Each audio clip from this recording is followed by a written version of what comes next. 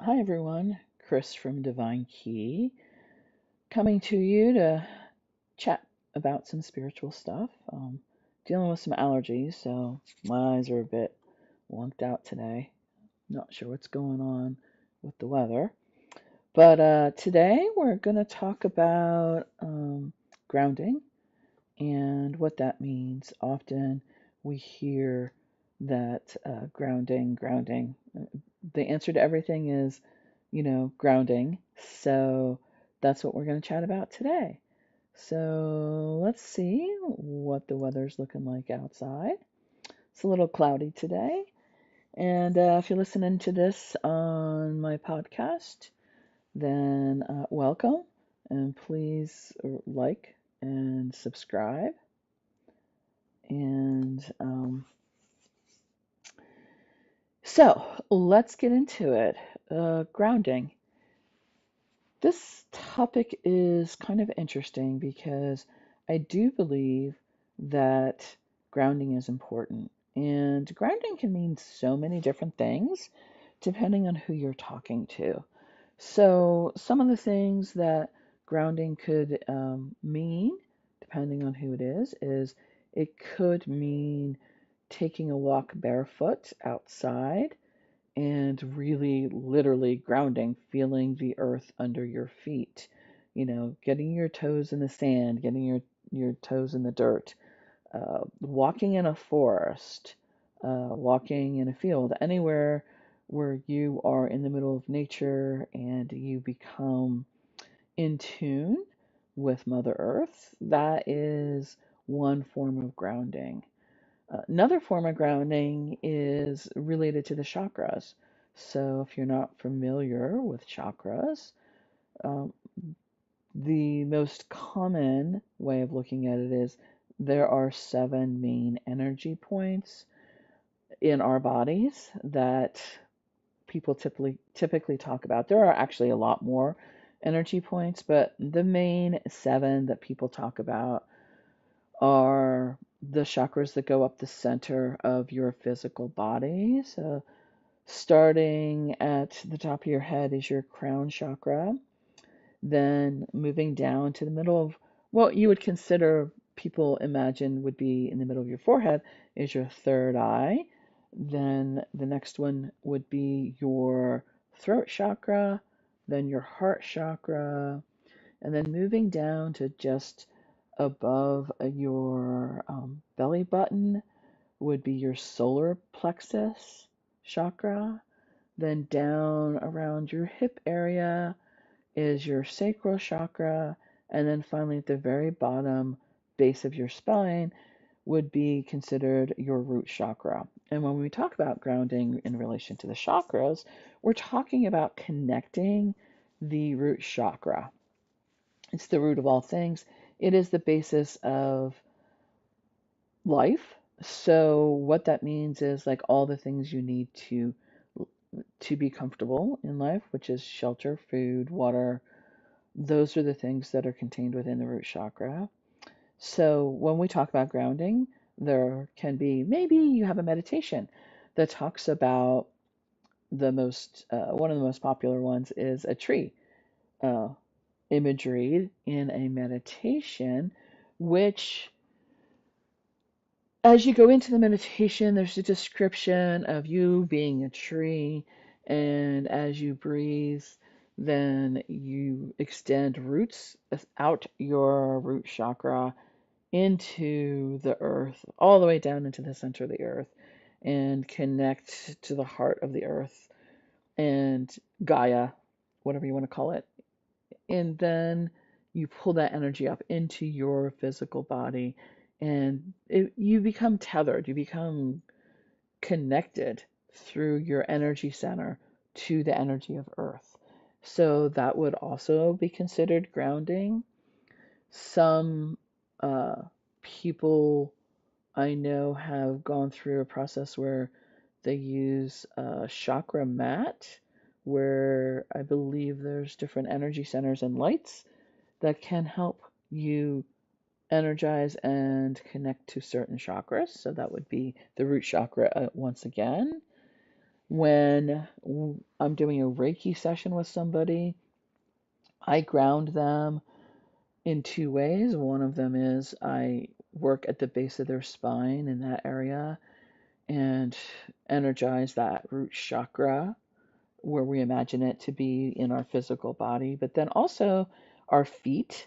So I do, when I want to really ground somebody in a Reiki session, I will spend quite a bit of time at their feet, the soles of your feet.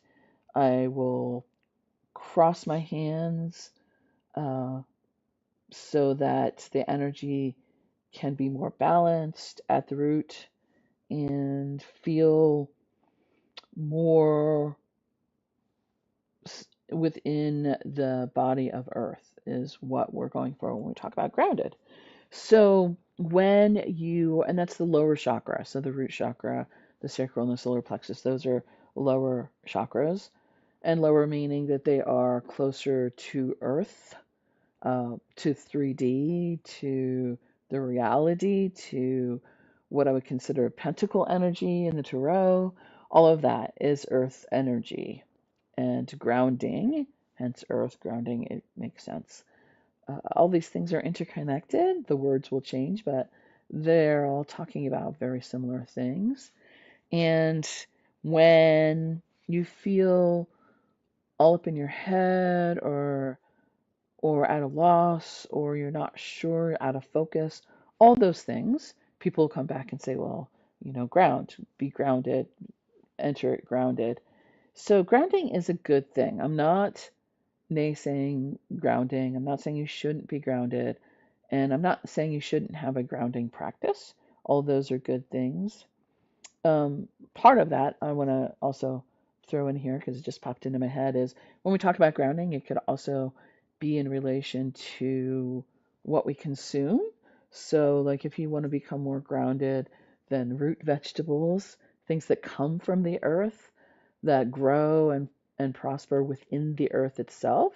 So, carrots, potatoes, things that you have to dig out of the earth to consume, that would help ground you. Beets would be another one, radishes, any kind of bulb vegetable, onions also would be part of that. And that can help ground you.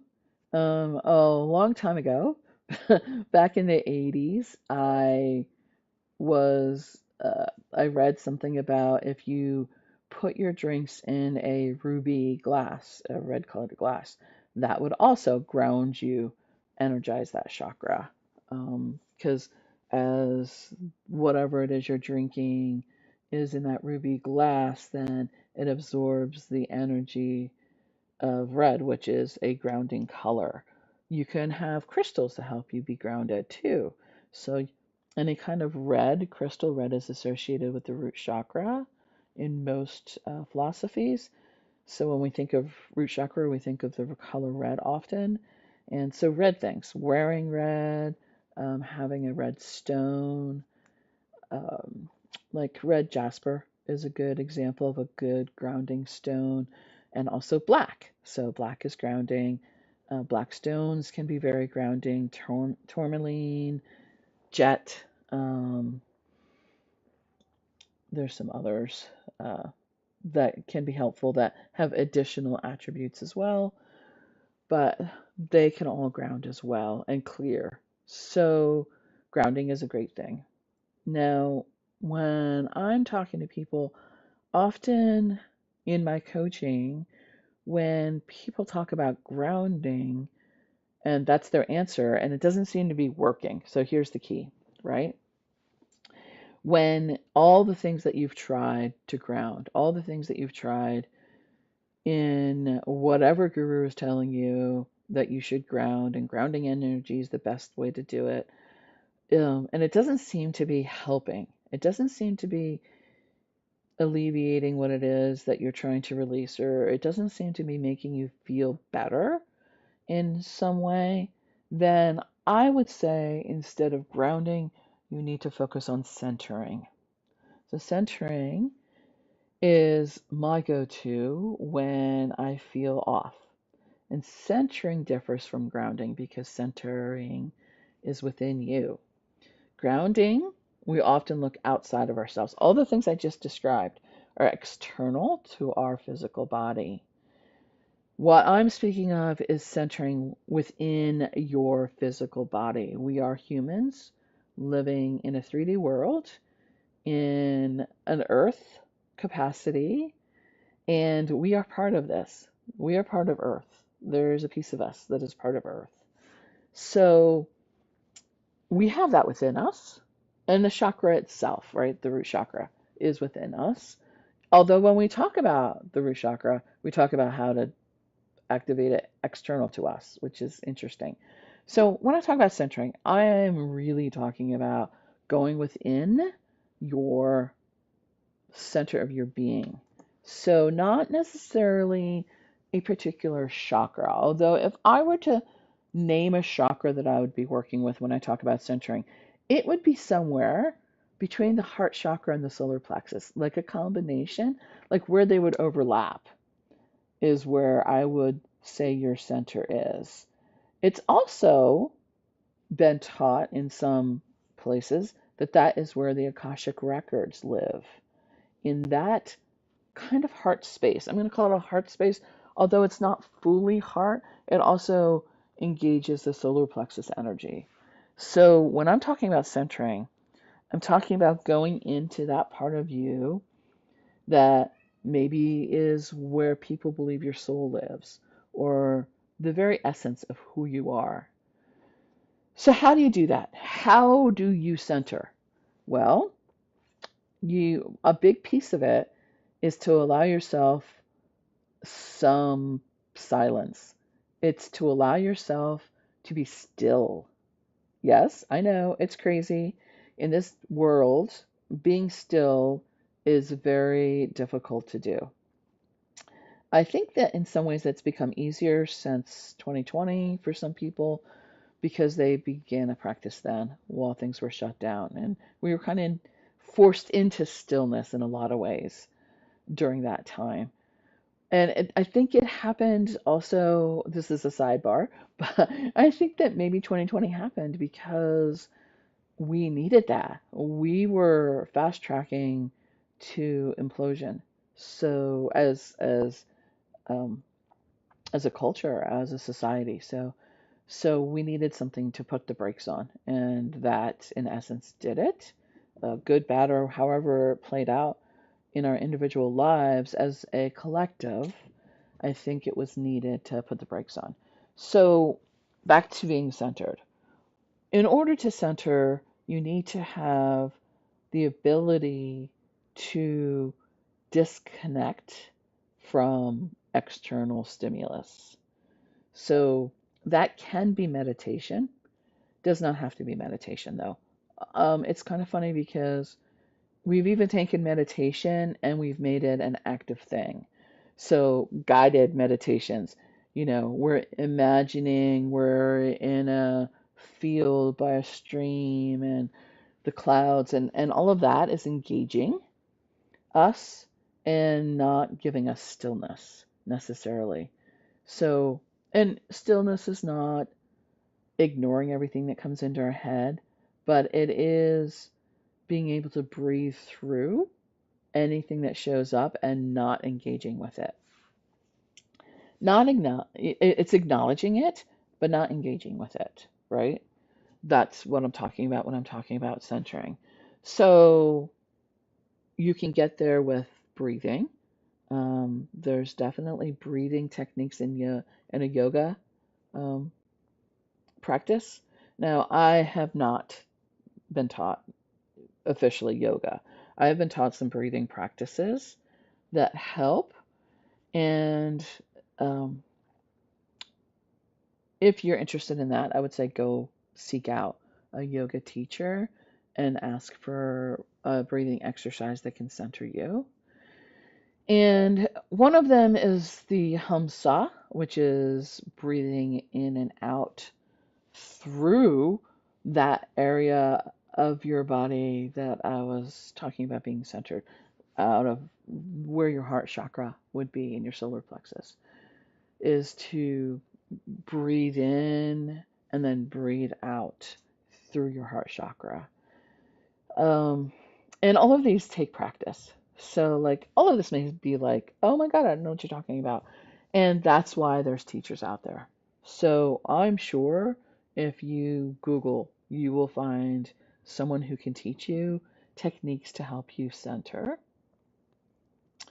Another way to center is for me, I just turn my attention inward and focus on spirit's connection to me.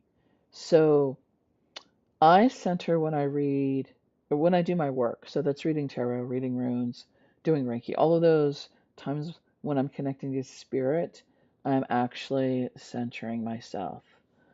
So it doesn't work very well if I don't do that. Um, it is a disengaging from my ego. It's disengaging from external stimuli. Now, I'm aware of external stimuli. I'm not in a trance. I'm not gone um, as I do my work, but I am not engaging externally in the moments that I am engaging with spirit. So, to sum it up, I would say the key to centering is to connect to spirit, however that works for you. It may be there are gateways to get into it. So meditation is a gateway to get into that space where you connect to spirit and you feel centered.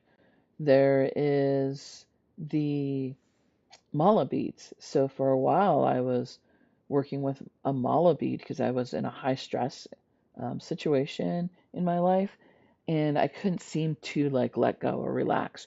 But going through the mala and doing the mantra associated with the mala 108 times, by the time I got to the end of it, I was much calmer. There is toning, there's sound bath, there is even the practice of, for me, pulling a tarot card and just reading that for myself gets me in a centered space because that's where my muscle is uh, built, is around the tarot deck. You can get centered by doing external things, but I have a firm belief that they have to come from spirit.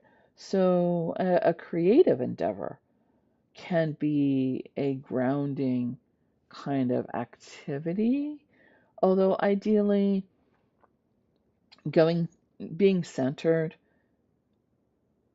you should ideally if you can get to center when you need it on this on a spur of the moment or in a brief instant when you're frazzled and overwhelmed and stressed and anxious and when you can activate going to center, that's when it's going to benefit you the most.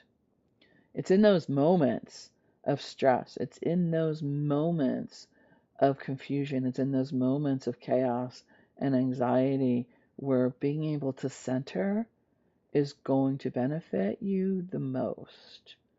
It's going to calm your nervous system. It's going to calm your physical body. And it's going to give you some space to be able to approach whatever's going on with a clear mind. So remember, in these podcasts for right now, especially here at the beginning of the process for me, I'm just touching on the surface of this stuff. We could dive so much deeper in so many ways. So if there's a topic that you want to deep dive on, you want to maybe have me have someone on to talk with, please let me know and we can dive deep. For now, we're just going to touch on a whole bunch of topics, bring them to your attention, and then you can go find a teacher. You can come back and ask me for more information. However, you're led to dive deeper into it. I'm sure you'll find the answers. So, for now, I appreciate you being here. Thank you for showing up. And be well, and we'll see you next time on Divine Keys, spelled QI, Spiritual Chat. Bye.